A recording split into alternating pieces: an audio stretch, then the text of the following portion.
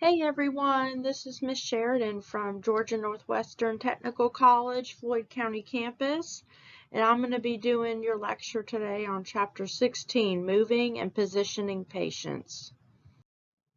This chapter covers all the different effects of immobility on our patients. Immobility occurs when there is a lack of activity and movement. So that occurs when a person is very ill, hospitalized, or in a facility, and they're less active than normal. When their movement is restricted, their body systems are reacting. They're continuing to react as long as the immobility persists.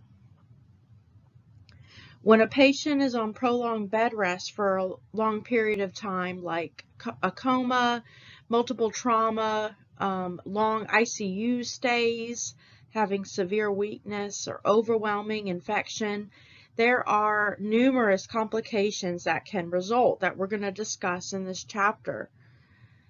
You, as the nurse, have an immense responsibility for ensuring that these complications resulting from immobility are minimized or preventing them when possible, and for maintaining patient mobility when possible. Complications of immobility are preventable. Remember that. They are preventable. This is just an outline of the complications of immobility, and that could be things like blood clots, pneumonia, bone demineralization where the bones start breaking down, and kidney stones. We'll talk more about these on the later slides as we go through the different body systems. Other complications of immobility are constipation, pressure ulcers or decubitus ulcers, urinary retention, and depression. There again, we'll be discussing all of these in this slideshow as we go through the different body systems.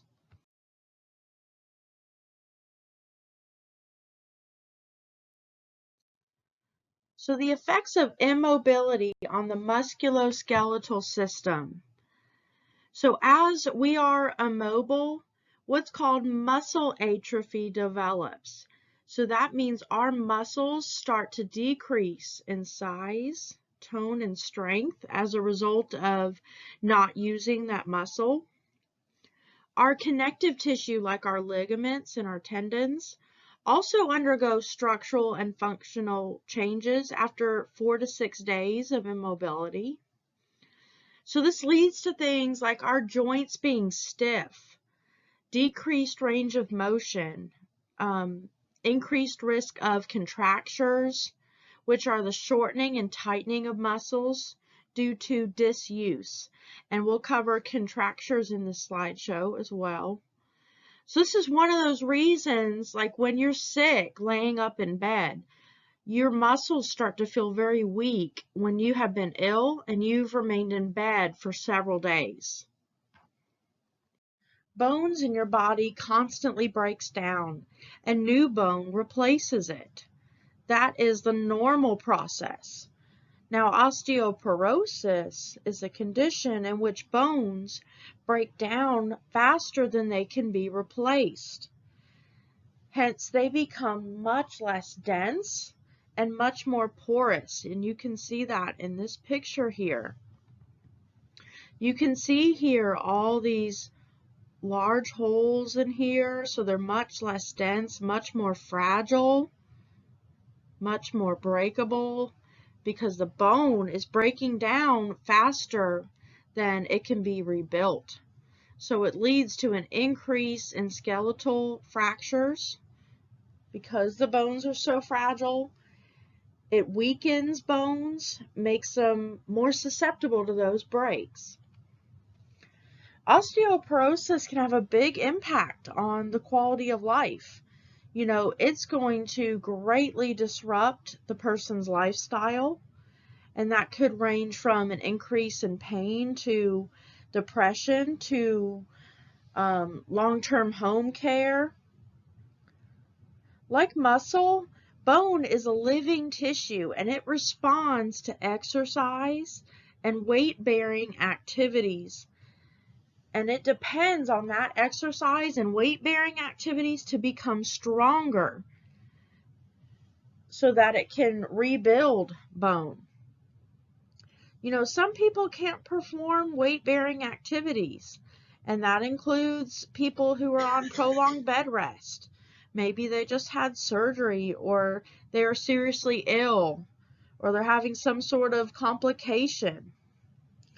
Maybe they had a stroke or a spinal cord injury, for example. So these people often experience a significant bone loss, and they are at a high risk for developing osteoporosis and having fractures. So the lack of that activity and weight bearing results in a loss of calcium from the bones. So osteoporosis is defined as a condition that occurs due to a loss of bone minerals. Think calcium, bones. So when you are immobile, your bone gets weaker and weaker, and when it becomes weak, it starts breaking down. Your bones contain calcium. So guess where that calcium goes? It has nowhere else to go except the blood.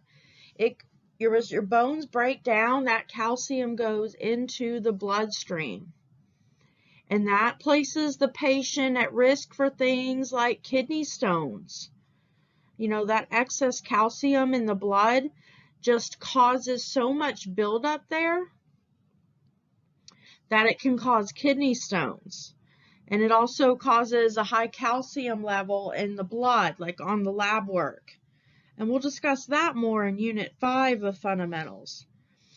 But just think bone demineralization. I want you to be familiar with this term here. Bone demineralization. That actually can occur within 2 to 3 days from onset of immobility. It does not take long. So that's where the calcium leaves the bones and it enters our bloodstream. Now, when we talk about weight-bearing activity, like those with immobility, they are unable to do those weight-bearing activities. And one example I could think of is space travel and astronauts. So space travel has provided significant research data on the subject of weightlessness and bone loss. So astronauts exposed to the gravity of space experience significant bone loss a lot of times. The bones are left very weak and less able to support the body's weight and movement upon returning to Earth. Preventing musculoskeletal complications. Remember, complications of immobility are preventable. We want to maintain our body in proper body alignment. And when you think alignment, think straight line. We want our head, trunk, and hips nice and straight. We want our legs nice and straight, preventing them from rotating in our hip socket, either medially or laterally. Also, your arms we want in correct body alignment with our shoulders. So as far as body alignment, your legs should be positioned so that the toes always point in the same direction as the anterior or ventral side of the body.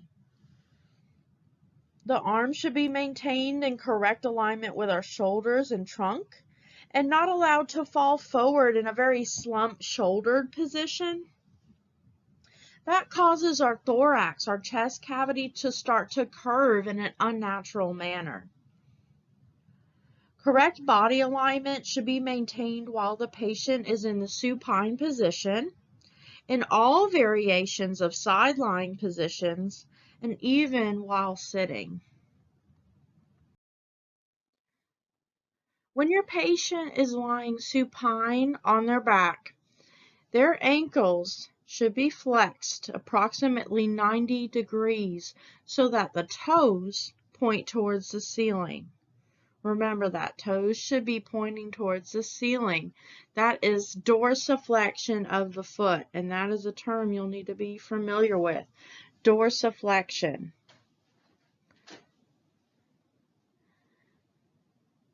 If the toes are allowed to fall towards the foot of the bed, you're losing that alignment, that proper dorsiflexion of the ankle, and permanent plantar flexion of the foot can develop, and that is a condition known as foot drop. Foot drop is caused by weakness or paralysis of the muscles involved in lifting the front part of the foot. Causes of foot drop might include nerve injury, for example.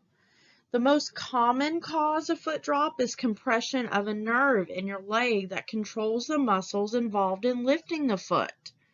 So if your toes are allowed to fall towards the foot of the bed, it can place a lot of pressure on that nerve that controls the muscles that help you lift your foot up. And that can cause foot drop.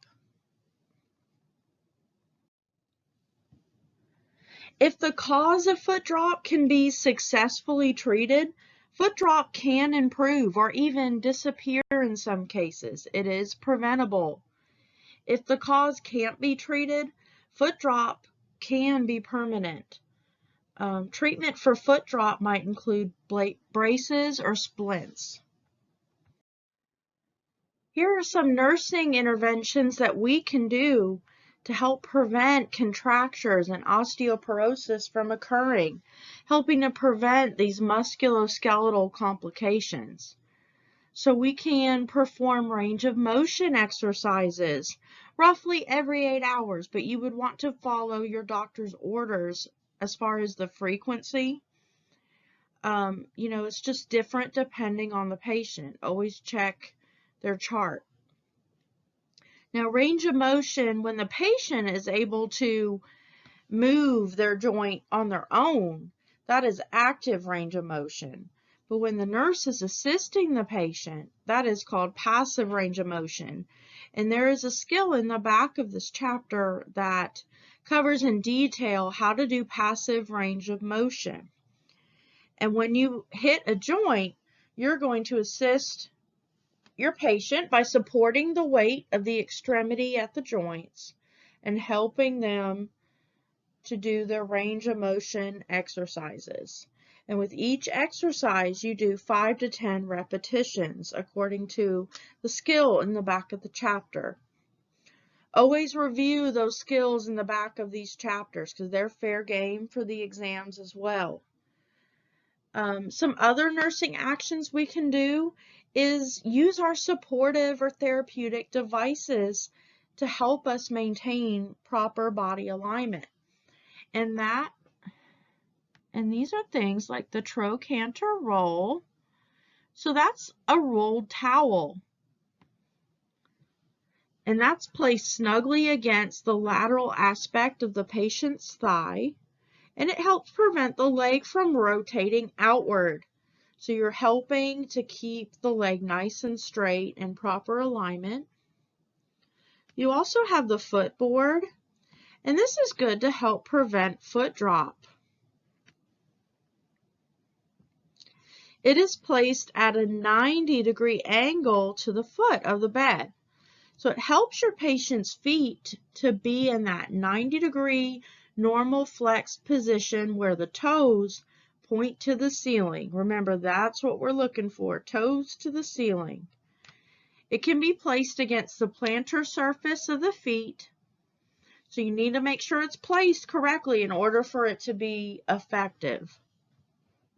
There are also some special foot drop boots that can be ordered for your patients.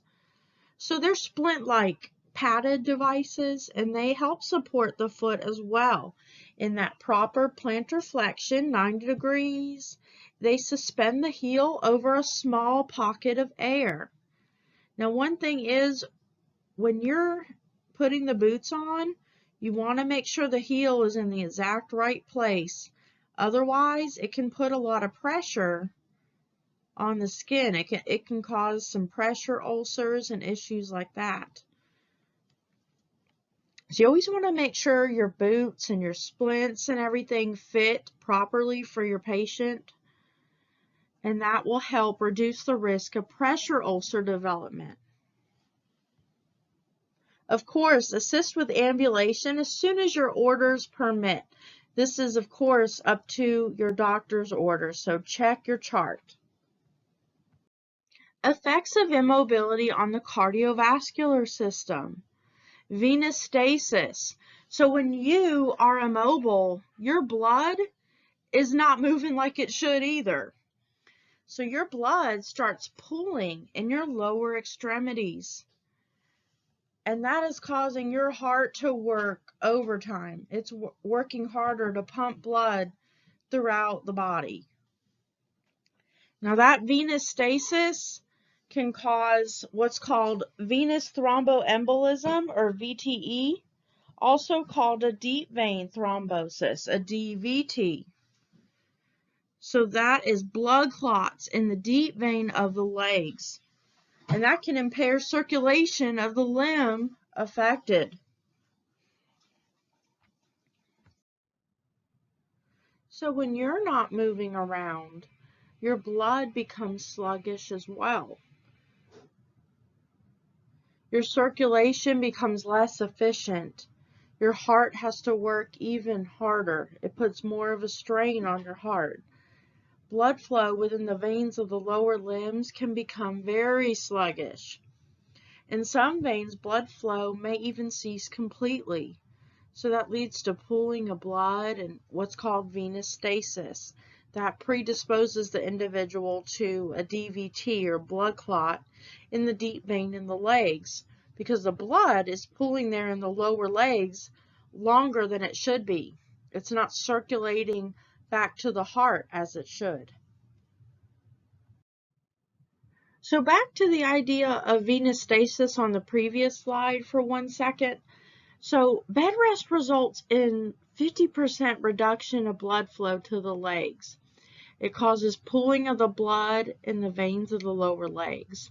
So when your patient is lying down rather than sitting or standing, the heart actually has to work harder. Now that's because the muscles in your legs normally would contract as you do exercises, as you're active. As you walk, sit, or stand, those muscles are contracting, helping to encourage that circulation back to the heart. It helps move that blood back to the heart. Now, we talked about how venous stasis can lead to a DVT, or a blood clot. Now, here is another term for you called embolus, and that is known as a traveling blood clot. So this is where there was a stationary clot or a clot fragment that got dislodged. So it gets dislodged and it enters into the bloodstream, the circulation. And it can go places like the lungs, the heart, the brain. So once the embolus becomes lodged so that it blocks blood flow to the portion of a vital organ, oxygen and nutrients are prevented from reaching the tissue, and it results in death of the affected cells. When an embolus occurs in the lungs, it's referred to as a pulmonary embolus, a PE. And that can be deadly. In the heart, it can be known as a myocardial infarction, an MI, or a heart attack. When it occurs in the brain, it's termed a cerebrovascular accident, a CVA, commonly known as a stroke. So an embolism to any of those vital organs can result in death, and it happens very quickly in most cases. An embolism has been identified as the most preventable cause of death during hospitalization. You also have orthostatic hypotension, which is as a result of slow or insufficient vasoconstriction, Once a patient becomes vertical, once you stand up, the blood is pooling in their lower extremities and abdominal organs. So that's resulting in a drop in their blood pressure, and it's leading to an inadequate circulation to their brain. So that causes the patient to feel very dizzy and get very pale, clammy, or nauseated because the blood pressure is dropping more than normal and the heart rate is increasing more than normal because that heart is working harder than ever in an effort to pump that blood back to where it needs to go. Syncope is a term that is referring to fainting that can occur if the blood pressure drops too far. Nursing measures to prevent cardiovascular complications. We want to encourage movement of extremities, especially dorsiflexion and plantar flexion of the feet. So that causes that muscle contraction that helps push the blood in the veins back to the heart. If the patient is unable to move their extremities, you're going to help them by performing passive range of motion exercises, and that's to help promote that circulation in your patient. It assists the blood flow back to the heart. You want to change the patient's position frequently to help improve blood return to the heart from the rest of the body. So even just turning them in bed helps keep their blood moving.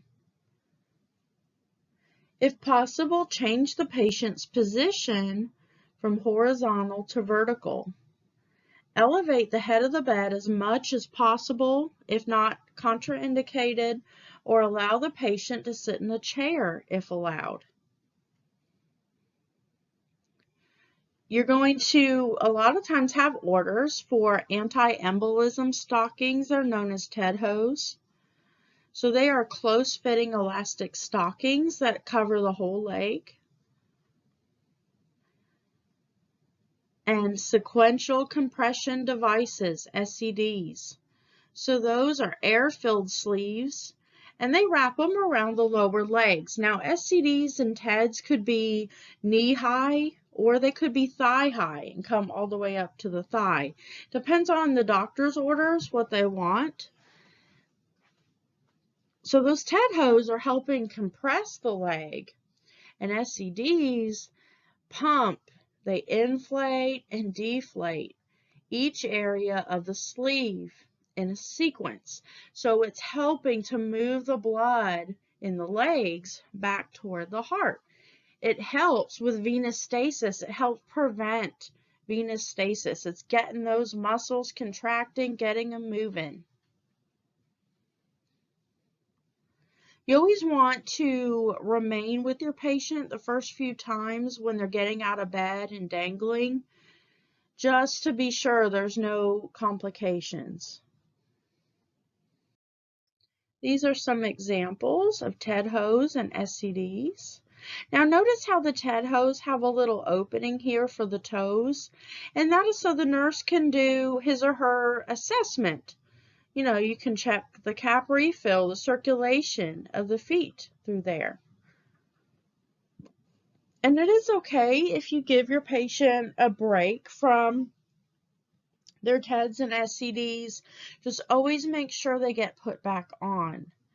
You know, if that doctor comes in and doesn't see them on, I mean, you're going to get in big trouble. That's one of those things. They want to know why they are not on. If your TEDs and SCDs aren't on, you better have good, thorough nursing documentation. You know, did the patient refuse? Did you try to talk to them numerous times about it? Or maybe get your charge nurse to try? Because it's very important to prevent DVTs and complications. So they treat it very seriously. You know, you want to be careful too, like if your patient's getting up to the bathroom and unhooking their SCDs, just make sure, you know, it is a fall risk because there's a lot of dangling wires here. And you want to make sure when they get back to bed that they're hooking themselves back up to their SCD pump and they're turning it back on. Immobility's effects on our respiratory system, our lungs. So as we're laying there on bed rest, immobility is causing us to take shallower breaths. So it's limiting the expansion of our lungs. So it's causing decreased lung expansion, and it's going to lead to respiratory muscle weakness. So when the muscles are weak, we're taking shallow breaths. It can cause secretions to start to pool in the lungs. You know, the client is often unable to expectorate or cough up any mucus that they might have, and it starts pooling in their lungs. And when it starts pooling there in the lungs, bacteria love to grow there, and it causes pneumonia. You know, and also pulmonary emboli. We talked about the embolus on the previous slide with the cardiovascular system. So that's a blood clot in the lungs. So both pneumonia and pulmonary emboli, a PE, are preventable conditions. When a patient is immobile, they're taking more shallow breaths. You know, they're limiting that lung expansion. They're not able to cough up all of that sputum in their lungs. So those secretions start to pool there in the lungs, and it's nice and warm and dark and moist, the perfect environment for bacterial growth. So that leads to what's called hypostatic pneumonia.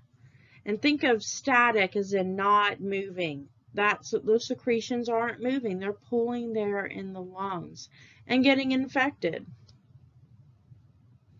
Atelectasis is the collapse of lung tissue affecting all or part of the lung. It can occur due to the inability of the lung to fully expand, such as with immobility. It can also occur when a patient is not taking very deep, full breaths to keep those alveoli open. The alveoli are where gas exchange occurs. Atelectasis is commonly seen after surgery.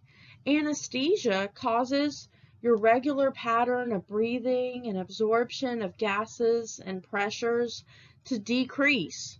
So that can combine to cause some degree of collapse of those tiny little air sacs called the alveoli.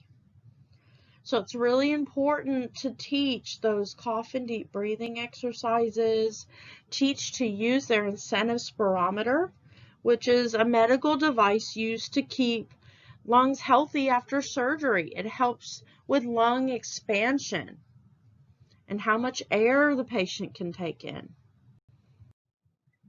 Turning the patient from side to side at least every 2 hours can help him feel not only more comfortable, but it stimulates circulation.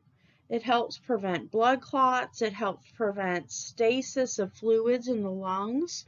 Remember, stasis, we're talking about standing still, not moving.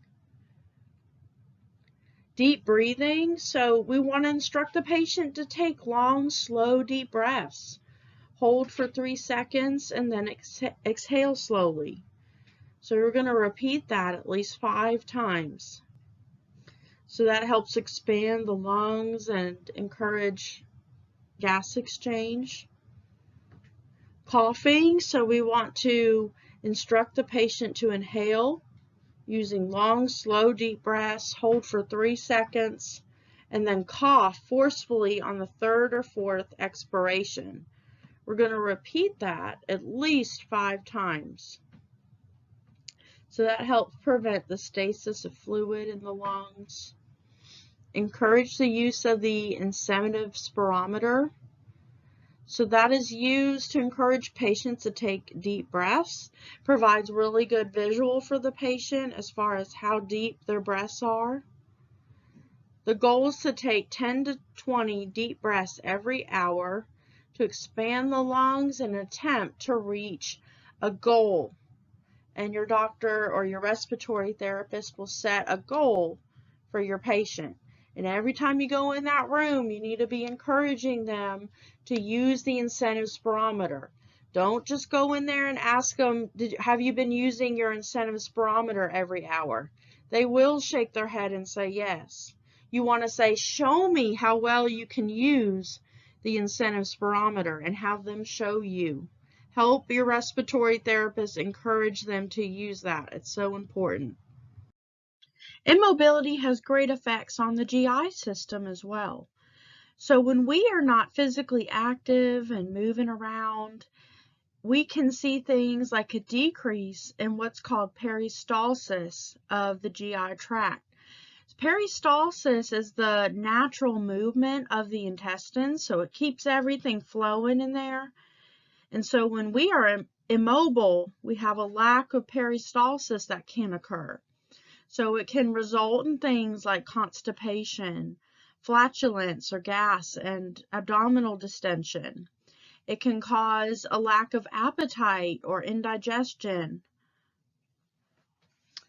So healing from an illness or injury, good nutritional intake is extremely important. So the effects of immobility have a great effect on the healing process as well. It makes it slower. As soon as your physician orders allow, you need to assist your patient to get up in a chair or ambulate at least 3 to 4 times daily. Of course, follow your doctor's orders on that. But you also want to encourage them to get up and use the bedside commode or get up to the bathroom if they're able, rather than using a bedpan. That's assuming they are permitted to do so. While the patient is on bed rest, we want to make sure the patient repositions at least every 2 hours and encourage active range of motion exercises if they're able to do range of motion on their own. If not, we're going to provide passive range of motion to all joints at least once every 8 hours. We want to place the patient in a sitting position on the bedpan or a bedside commode and allow them gravity to assist in the elimination process. One thing you can do for GI complications, since we know it can decrease the appetite, we want to inquire about the patient's food likes and dislikes and give them foods that fit in with their diet that they like. Help the patient select well-balanced, nutritious meals from the menu. Allow patient options with fiber to help prevent constipation. Include fresh fruits and vegetables, raw if possible, to add fiber. Encourage fluid intake of 8 ounces or more every 2 hours to help prevent constipation. That's unless the patient is on a fluid restriction.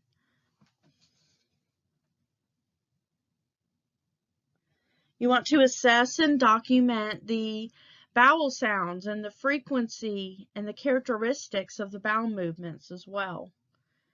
If the patient has not had a bowel movement in 3 days, we need to do something about it. We need to administer a laxative or an enema according to the physician orders. And if there's no order, then you need to obtain one. The exception to this situation is when the patient's normal elimination routine at home is less frequent than every 3 days. Immobility has effects on our urinary system as well. So when we are on bed rest or laying there immobile, it is allowing that urine to pool in the renal pelvis of the kidney. And that retained urine that's sitting there pooling is an excellent medium for bacteria to proliferate and grow. So it can possibly cause a urinary tract infection, or it can cause a bladder infection if it spreads upwards to the bladder and the remaining urinary tract. So bed rest interferes with the normal movement of urine. and it can lead to urinary retention. So in the upright position, gravity makes urine collect in the lower portion of the bladder. It also causes the abdominal organs to move downwards and press on the bladder. As the bladder fills, pressure is exerted on its walls, neck, and urinary sphincter, and it stimulates little stretch receptors which monitor bladder filling and the urge to urinate. Now, in the supine position, like most bedridden patients, the abdominal organs shift towards the thorax, so towards the chest cavity, and the pressure on the bladder is reduced. So this can significantly decrease the urge for that person to urinate. Even when their bladder is full, they may not be able to tell that it's full just because there's not as much pressure being put on that bladder. So you don't have that feeling, that urge of having to urinate. Urinary retention is the inability to completely or partially empty the bladder. When confined to bed, patients often find it difficult to completely empty their bladder into a bedpan or a urinal. They oftentimes feel very uncomfortable or embarrassed. It differs from their norm. The risk of urinary retention is increased by factors like constipation or pain, which can restrict the movement. An over-distended bladder stretches the smooth muscle layer in the bladder wall. And over time, those little stretch receptors may lose their sensitivity, and that will further reduce the urge to urinate. Urinary retention is more likely in patients who have neurological deficits or mobility problems. Also, it could be patients with enlarged prostates, bladder tumors, or a kidney stone. All those things can obstruct urine flow and lead to accumulation of urine in the bladder. So this may require urgent attention and a catheter to be placed. Now, one thing to note is that catheters should not be used unless clinically necessary, as they do increase the risk of UTIs, urinary tract infection. Now, if the urinary catheter use cannot be avoided, then they need to be removed as soon as clinically indicated. And we'll talk more about urinary catheters in Unit 7 of Fundamentals. So we'll touch back on that subject. So as nurses, what we can do is to encourage our patients to drink water on a regular basis, assuming they're not on a fluid restriction. So this will not only promote hydration, but it's going to lead to more rapid filling of the bladder, which will in turn increase the urge to urinate. When possible, patients should be encouraged to go to the toilet rather than using a bedpan or a urinal in bed, as gravity in that upright sitting position will increase the urge to urinate, and it will help them empty their bladder more fully.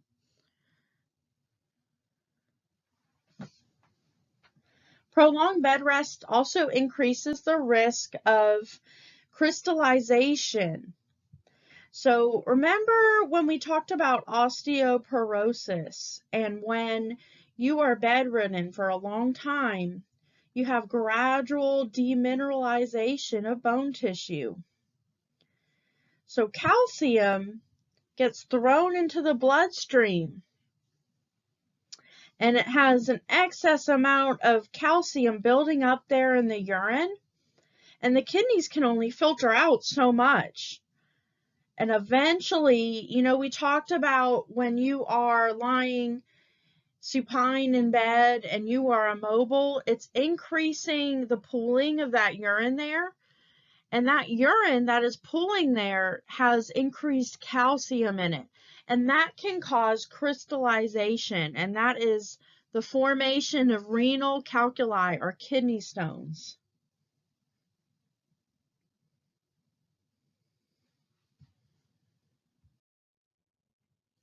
Immobility is also known to increase the risk of urinary tract infection, with our older adults being particularly at risk for this. Urinary retention fosters infection, so that normal urinary flow is essential to flush bacteria like Staph aureus or E. coli from the bladder. Overdistension of the bladder can cause small cuts or tears in the epithelial lining of the bladder. So that right there provides a site for an opportunistic infection to develop. Our immobile patients that have a catheter in place are at an additional risk of a urinary tract infection. Catheters offer a route from the exterior environment directly into the bladder.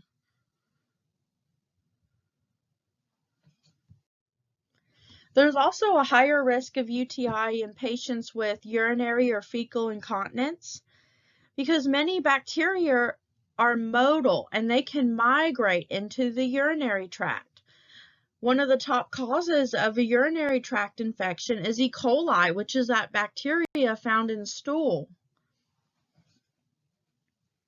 Encouraging mobilization, even just turning in bed, moving from side to side, or shifting weight in a chair, appears to reduce the risk of a UTI. Different nursing measures that we can do to help prevent these urinary complications from occurring. So we can encourage fluids to prevent concentrated urine in our patients. You know, if we're encouraging fluids, we're encouraging, all that bacteria or excess calcium that can potentially crystallize. We're helping it be flushed by the body. We're helping the kidneys get rid of all these wastes. We're going to encourage intake of 8 ounces or more every 2 hours, unless he or she is on a fluid restriction, of course. We want to help our female patients to urinate in a sitting position, particularly like if they're in a bed, on a bedpan. Male patients typically urinate best if they're allowed to stand at the bedside. That's assuming that their activity order allows for this, or at least sitting on the side of the bed with the urinal. Always assess your patient's output. He or she should void at least every 8 hours. And this is going to be important. And you're going to see this again in Unit 7 of Fundamentals when we talk about the urinary system some more. So that's the general rule of thumb in your patients, that your patient should be voiding at least every 8 hours. So if not, we got to do something about that. We got to report it to the doctor.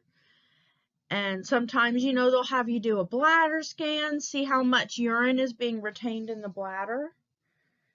And if it turns out to be a great amount, they may ask you to put in a catheter or do a straight in and out catheter. We'll cover all that a little more in Unit 7, but I promise you, you will see this again. They should void at least every 8 hours. If the patient who is properly hydrated is unable to void, they may need to be catheterized to drain the bladder. So we will revisit this again later in this course. Immobility has great effects on our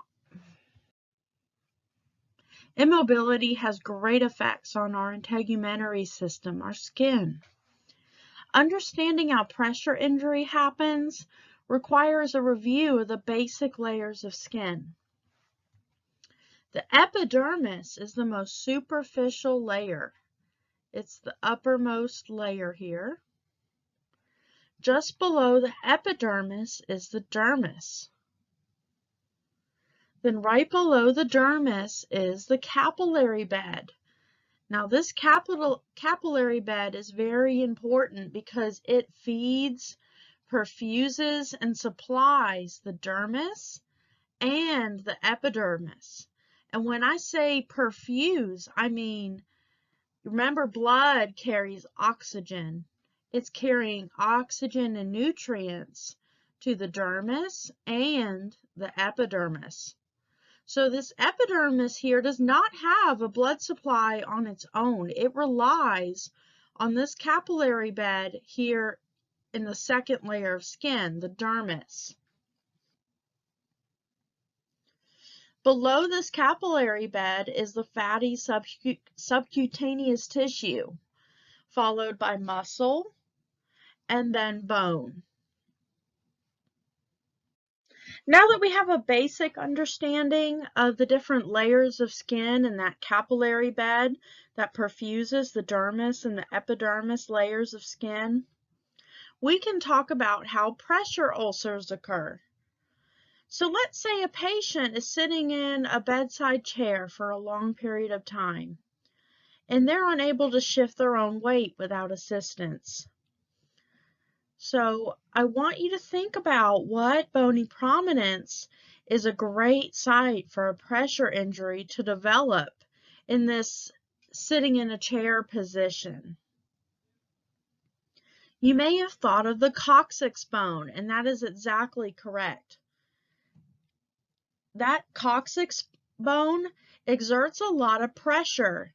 It is a bony prominence. The external surface of the chair seat leads to a decrease in blood supply to the epidermis and the dermis. As the bone pushes down on the external surface, so you have your coccyx bone right here, and your body weight is putting weight on that capillary bed. So you have weight occurring from the body weight and the bony prominence, and also the weight from the chair, the surface pressure, and not being able to shift their own weight, staying in one place for a long period of time. So as the bone pushes down and the external surface pushes up, it pinches the blood supply shut. It pinches that capillary bed that perfuses and feeds that dermis and epidermis. That is going to lead to a decrease in blood flow to the skin layers. So when there is a decrease in blood flow, there's a decrease in oxygenation and nutrients to that site, and it can cause the skin layers to start to die or start to degrade, and the potential development of pressure injury occurs. So you have weight occurring here from the bony prominence and your body weight, and then here is like your surface, like your chair, and the patient is unable to shift his or her own weight. So you have two forces of weight there pushing on that capillary bed, and it restricts that capillary blood flow to the site. So that leads to reduced tissue perfusion, reduced oxygenation to the site. Also nutrients. It can lead to what's called necrosis, where the tissues slowly start to die, and then we have pressure sores developing. So we went over on the previous slide how immobility and constant pressure to an area can restrict the blood flow to that site, or it could potentially stop it entirely. So when that occurs, the skin and the underlying tissue can die. And that is because of that restricted blood flow. Remember, that blood carries our oxygen. So that is referred to as a pressure ulcer, also called skin breakdown or a decubitus ulcer. And here in this picture, you see all the different pressure points from the bony prominences based on the patient's position, how they're lying in bed or sitting in a chair, how the pressure points can change depending on how the patient is laying or how their position is. Shearing occurs when the skin layer is pulled across muscle and bone in one direction, while the skin slides over another surface, such as a bed sheet, in the opposite direction. So shearing and friction can cause abrasions and open areas on the skin. So it's very important to avoid friction and shear injuries. These injuries can occur when the patient is sliding down in bed. For example, when the coccyx bone is moving upwards and the skin is moving downwards. So you have two forces there moving in opposite direction. The middle layer, remember that middle layer has the capillary bed that supplies and perfuses the dermis and epidermis. And that shearing and friction can cause a tear, and that can lead to decreased perfusion. Eventually, it could result in a pressure injury. So what can we do as nurses to help prevent these integumentary skin complications in our patients? Well, one thing we can do is help provide adequate nutrition in our patients. That tissue needs proper nutrients in order to repair itself. A lot of times you'll see these patients being put on protein supplements, zinc, and vitamin C, also called ascorbic acid. All three of those work to help that tissue repair itself. Of course, we can reposition our patient every 2 hours at least. More often the better. Every 2 hours is the standard. Now, if they're in a wheelchair, you are to reposition every 1 hour. That is speaking like the patient is unable to shift their own weight, and so the nurse has to go and shift the patient's weight for them. You want to inspect bony prominences for redness, signs of skin breakdown every 2 hours. You want to massage around the area of redness. And you want to massage around the area of redness just to help promote circulation to the site. However, you do not want to massage on the actual red area of the skin.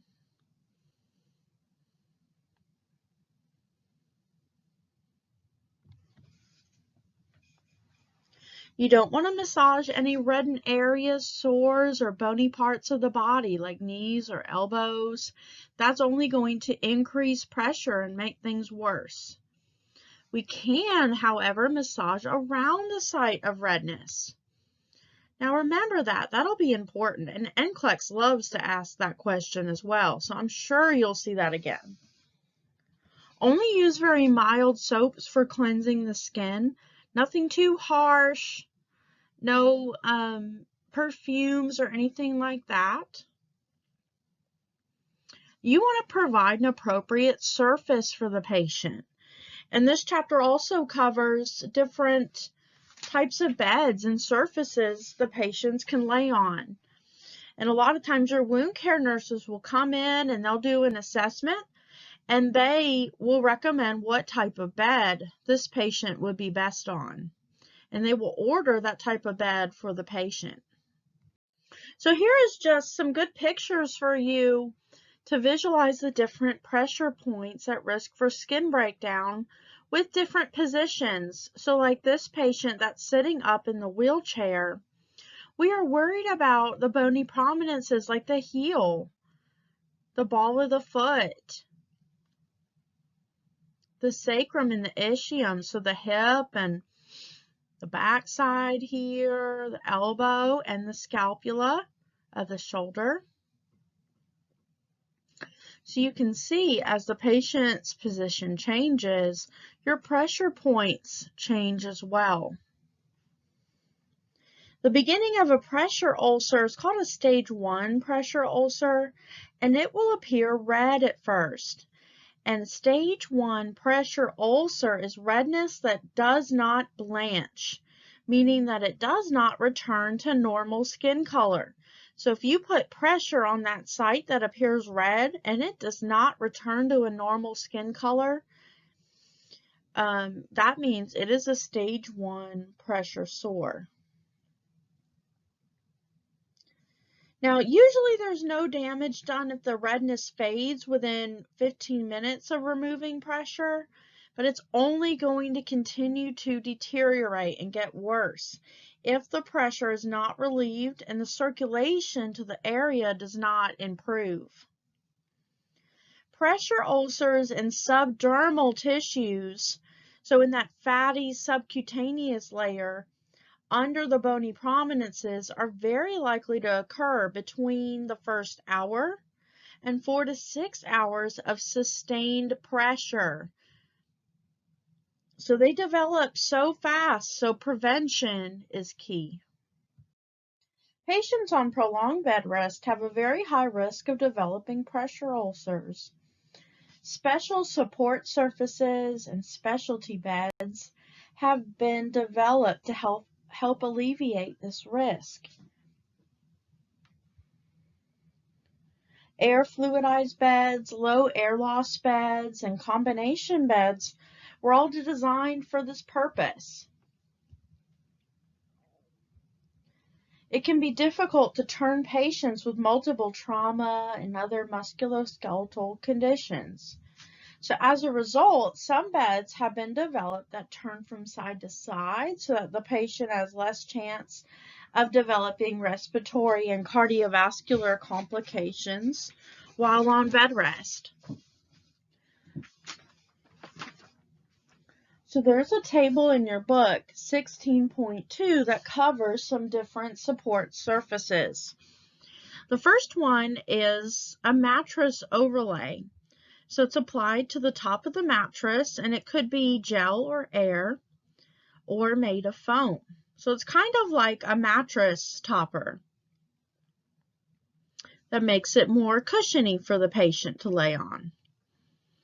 Then you have your specialized mattresses, and that could be mattresses containing special foam like memory foam, or even ones that have chambers of air that can be controlled with a dial. And you can program that mattress to fit your patient just right so that it takes some of the weight off of those bony prominences. You have an air fluidized bed. So this is an encased mattress filled with small round beads coated in silicone to prevent clumping. Air is pumped through the bed, which causes the beads to mimic liquid. The patient rests on a thin sheet within that air fluidized compartment. You have combination air fluidized and low air loss bed. So that's a combination bed where the lower part is an air fluidized type and the upper section is a low air loss type. The next one's that continuous lateral rotation bed. So that actually helps the patient turn from side to side. The entire bed can be programmed to turn from side to side. The mattress is a low air loss, and the bed can be programmed to turn at degrees at certain intervals to fit your patient. Patients on bed rest may become less mentally alert. Their vision may be less clear. Their balance and coordination could decrease. If the patient is not turned or repositioned, the nerves can be compressed between the bones and the firm surface of the bed. That results in what's called compression neuropathy. So it puts pressure on the nerves, causing impaired nerve function. Compression neuropathy.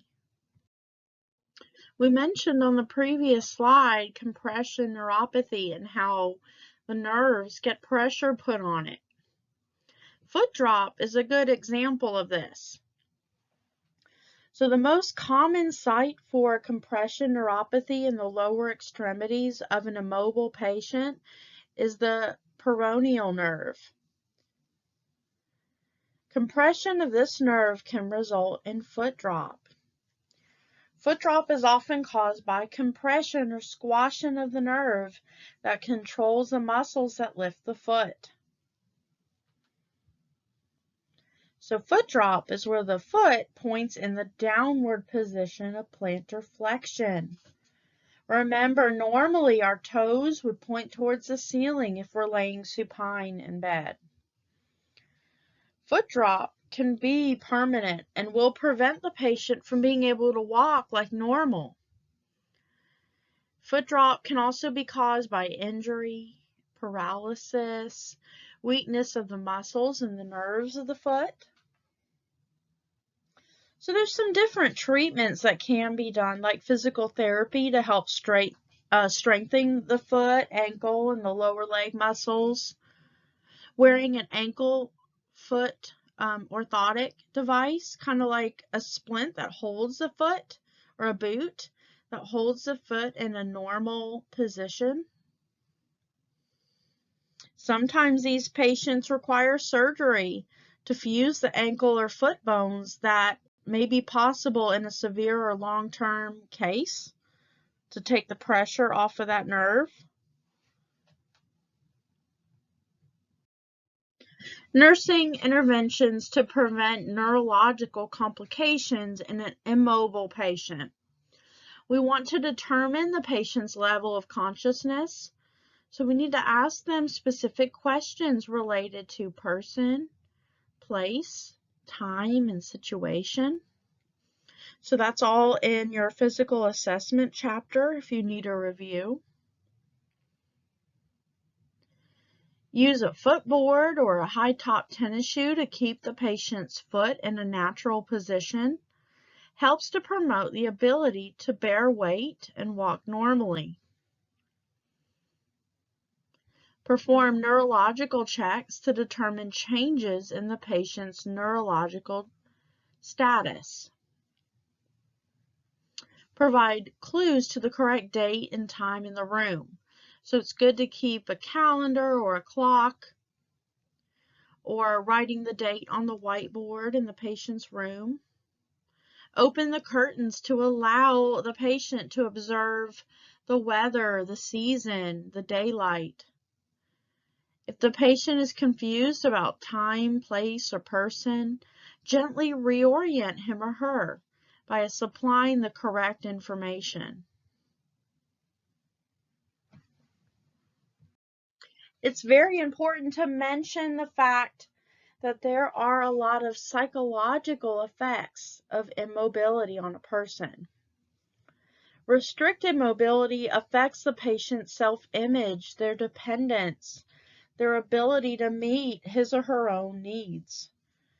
So if a person is always taking care of himself or herself, and now they must rely on others for simple activities like washing their face, the patient may be frustrated or embarrassed. They might be concerned about finances, work, and family issues. The patient can begin to feel isolated because of limited social interactions. They may feel rejected or forgotten because others do not come to visit as often as they would like. Sensory deprivation can also occur when a patient must lie in bed all day and all night, especially if the patient is alone in the room. They can get their nights and days mixed up. It's possible that patients will have difficulty sleeping as well when they're not able to get out of bed and be active. They may begin to be restless or irritable. They may take out their frustrations on you. If that occurs, do not take any outburst by the patient as a personal attack. Always try to put yourself in the patient's position. Use empathy and emphasize with his or her feelings.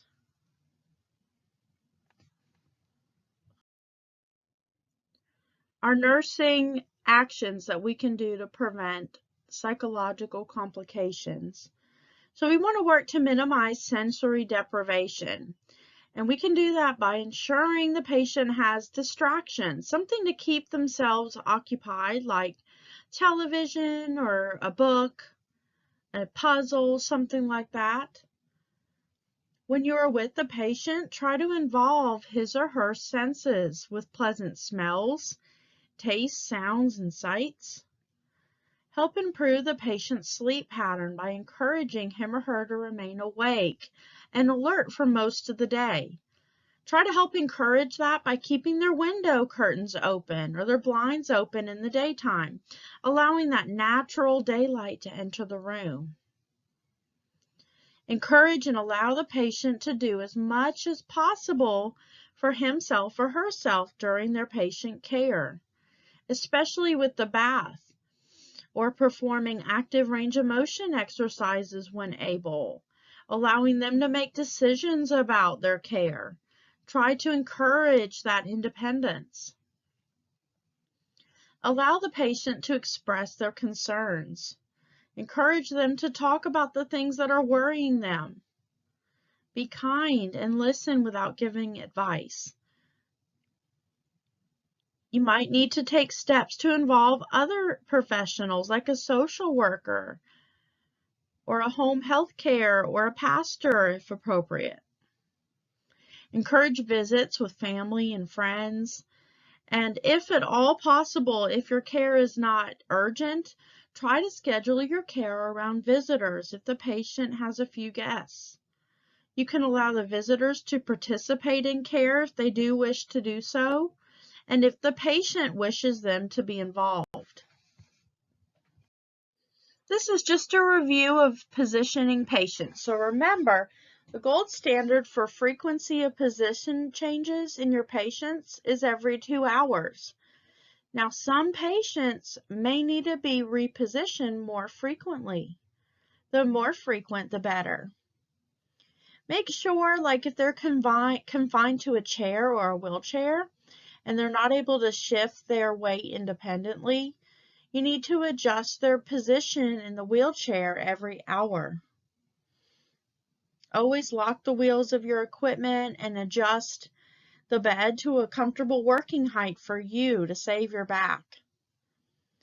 After patient care, always place the bed in a low setting and the wheels locked to keep the patient safe. So we mentioned earlier this position of function, proper body alignment. So extremities are in alignment, nice and straight. It helps prevent pressure on our nerves, helps prevent discomfort and pain, nerve damage in the patient. And we're using things like pillows to take weight off of bony prominences, using hand rolls or arm boards or foot boards for our patients when necessary to prevent complications. This chapter reviews the common patient positions. So the first one is supine. They're laying on their back, their arms at their side. So it's good for things like a physical exam or resting in bed. Dorsal recumbent position is laying on the back with arms at the sides, legs apart and knees bent, feet flat on the bed. So this is good for physical examination of the abdomen or genitalia, perineal care or exam during labor. We have the Trendelenburg position. So the patient is lying on their back, their arms are at their side, and their bed is positioned so that the foot is higher than the head. So the foot of the bed is raised higher than the head. So this is good during some abdominal surgeries to shift the abdominal contents upward. It's also helpful for hypotension when your patient gets a low blood pressure. You could put them in Trendelenburg and it helps return that blood back to the heart and it helps increase their blood pressure. Now, reverse Trendelenburg is the opposite of that. So it's where they're still lying on their back and their arms are at their side, but their head is higher than the foot of the bed. So it's used after certain angiography procedures. It allows the head of the bed to be elevated without causing pressure on the femoral artery there in the groin where they did the procedure.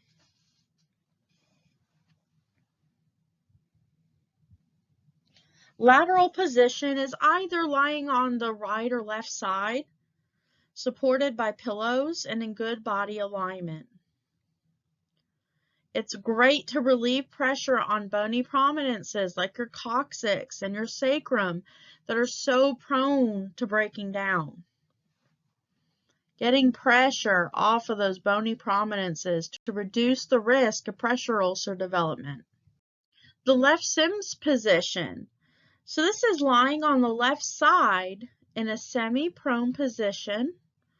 The right leg is flexed and drawn up towards the chest. So it's kind of knee to chest.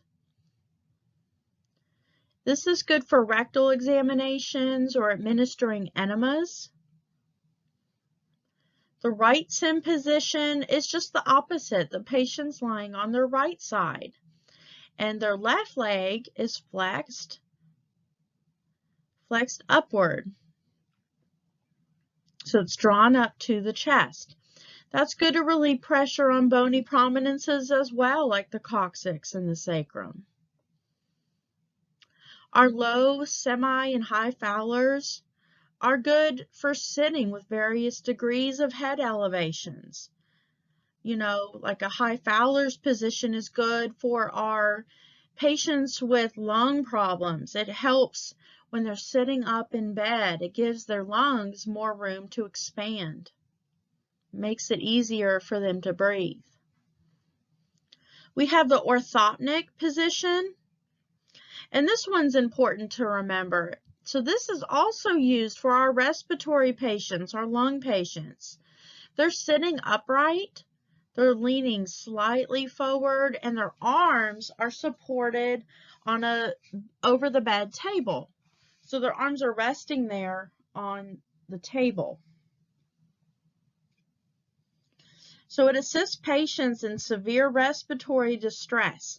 It allows the chest to expand to maximum capacity for moving air in and out of the lungs. The prone position is lying on the stomach. Lithotomy position is that laying on the back with legs and stirrups, like you're getting a pap smear or a vaginal exam of some sort. The American Nurses Association Handle with Care campaign. So this was started in response to a significant number of musculoskeletal disorders reported by nurses getting hurt. So it's a no-lift program. They encourage the use of lift equipment like a Hoyer lift. And there's different types. There's a sit-to-stand lift, hydraulic lifts, battery-powered lifts. And one thing, to remember, although it might seem faster sometimes to move your patients manually, the safe time is not worth the risk of a debilitating injury caused by lifting more weight than your body can tolerate. So this is a trapeze. It's a device used to help move patients. It's an overhead triangular device. It's suspended above the patient on an overbed frame. And the patient, as long as they have good arm strength, they can grab this trapeze and help lift some of the weight off of the bed. So it's really helpful when you're moving the patient up in bed or turning them in bed. Draw sheets are also very helpful when moving patients. So it's a small bed sheet placed crosswise over the middle of the bottom sheet of a mattress. It helps cover the area between the person's upper back and thighs. And it's used to help move patients, like moving them up in bed or turning. Log rolling a patient. So this is a little different than just a regular turn. They do talk about log rolling a patient in the back of the chapter. It's in the turning a patient skill. So this is used for patients with a spinal injury or for patients who have undergone spinal surgery. You're moving the patient as one unit. You do need 3 people to log roll a patient correctly. So one person is at the patient's head, one is at the patient's waist, the other one is at the thighs. The staff at the head of the bed controls the turn. So they're going to count to 3, and then you're all going to move at the same time. Turn the patient as one unit, just like a log. You want to keep their body in that proper body alignment so you don't risk any more injury to their spine. So this is just a good visual picture for you. See, we have somebody at the head of the bed, the waist, and the thighs, and they have rolled that sheet under the patient, close to the patient's body. They're all 3 on the same side of the bed. And when he counts to 3, everyone's going to move the patient at the same time. This is in skill 16.4 in the back of the chapter if you'd like to review. So there are some things you want to consider before transferring a patient. So you need to know how much assistance the patient will require. If the patient can stand but is unsteady on their feet, you will only provide minimal assistance. If the patient cannot stand on both feet, perhaps one side is even paralyzed, you're going to need to provide a great deal of assistance to help prevent the patient from falling to their weak side. If you're transferring a patient from a bed to a chair or a wheelchair, always place the chair or wheelchair on the patient's strong side. For example, if your patient has left-sided weakness, for example from a past stroke, place the chair or a wheelchair on the patient's right side. So you're going to place the chair or the wheelchair on the patient's strong side. When you assist the patient from the wheelchair to the bed, place the wheelchair so that the patient is transferring towards their strong side. In other words, the bed should be on the patient's right side in this example. Always determine the assistive devices you're going to require as well, such as a gait belt, like when you're getting them up to a chair or ambulating your patient in a hallway. Are you going to need a Hoyer lift, a wheelchair, walker, cane, etc.?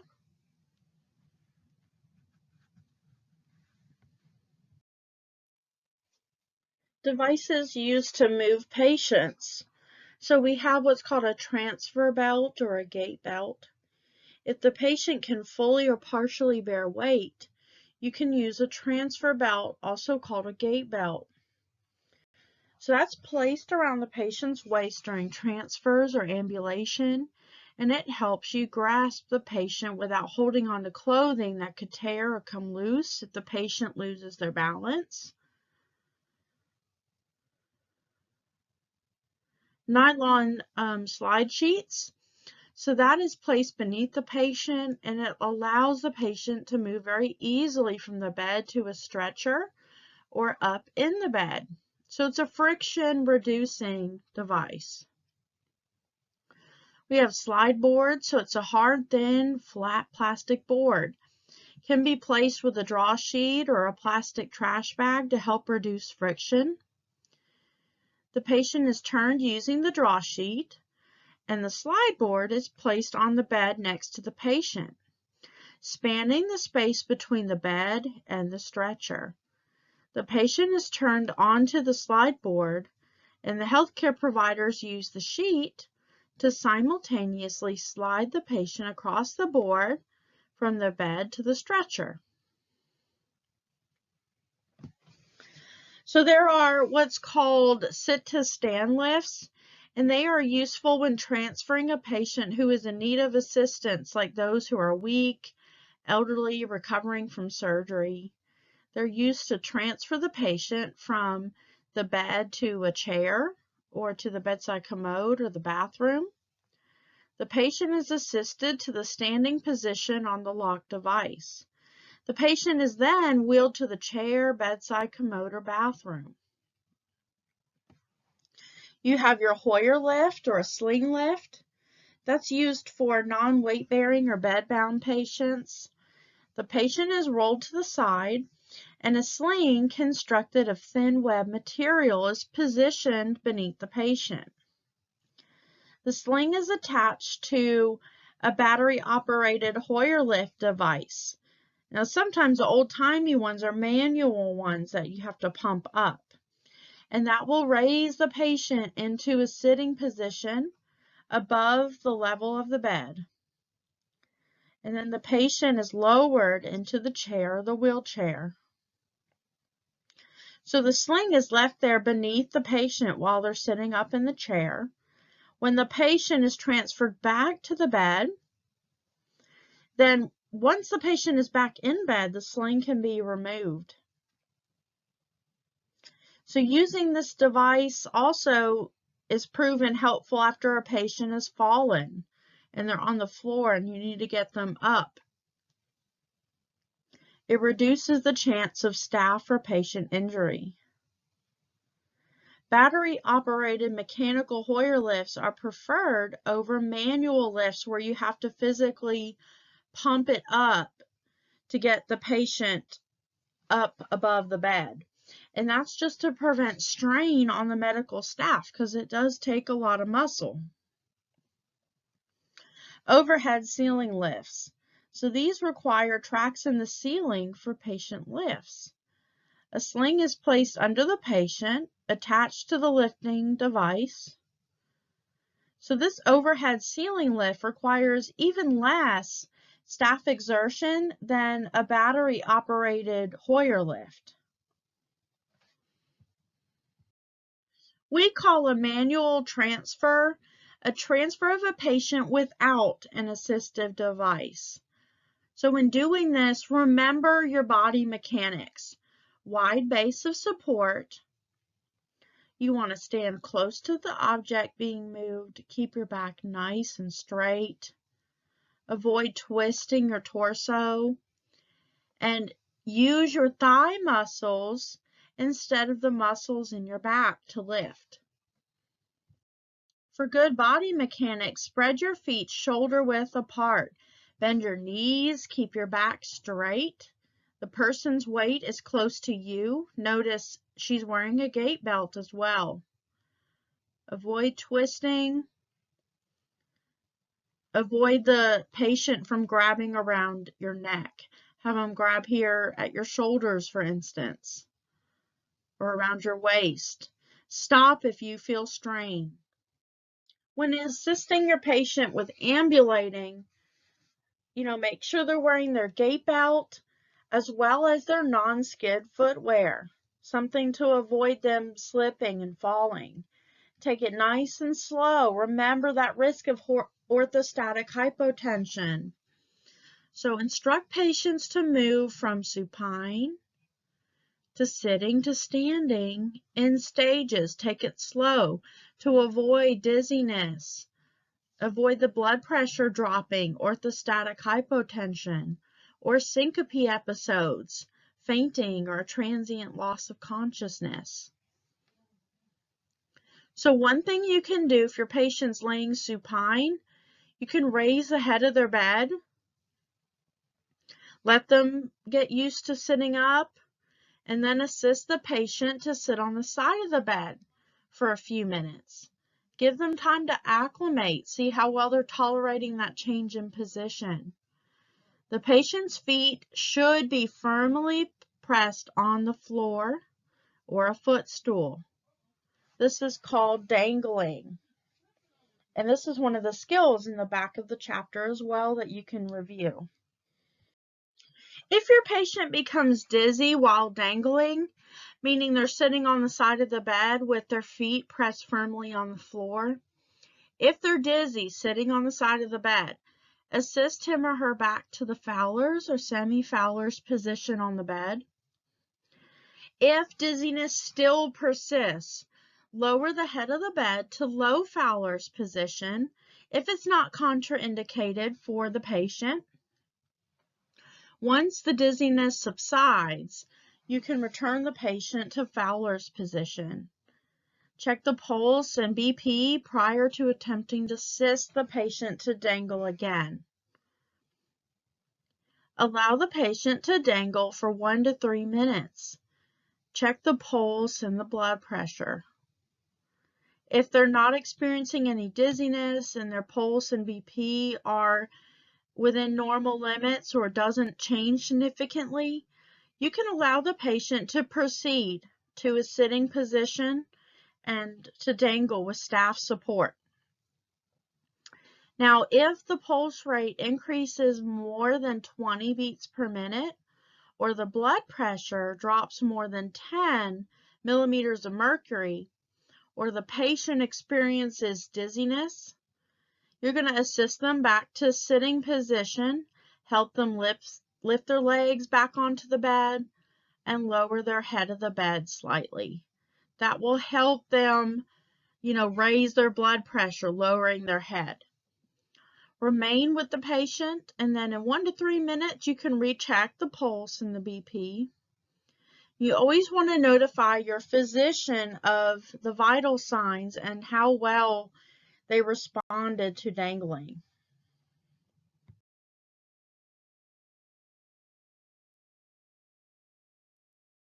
If the patient begins to fall, you're going to pull him or her towards your body. Hopefully you have a gait belt around them, and allow the patient to slide down your leg, just slowly easing them to the floor, very gently. You're assisting the patient to the floor. As you lower the patient, remember to bend your knees and keep your back straight. Do not attempt to hold a patient upright to keep them from falling. That's only going to injure you and possibly injure your patient. So instead, let them slide down your leg very gently and just ease them down slowly to the floor. When you're using lift equipment, one thing I want to mention is make sure the equipment is approved for the weight of your patient. So it may be necessary to obtain a special equipment for your patient if they weigh in excess of 300 or 400 pounds, for instance. So they say that on the side of the Hoyer lift, what the maximum capacity is. Make sure you check that out before you use it on your patient and make sure it's appropriate for him or her.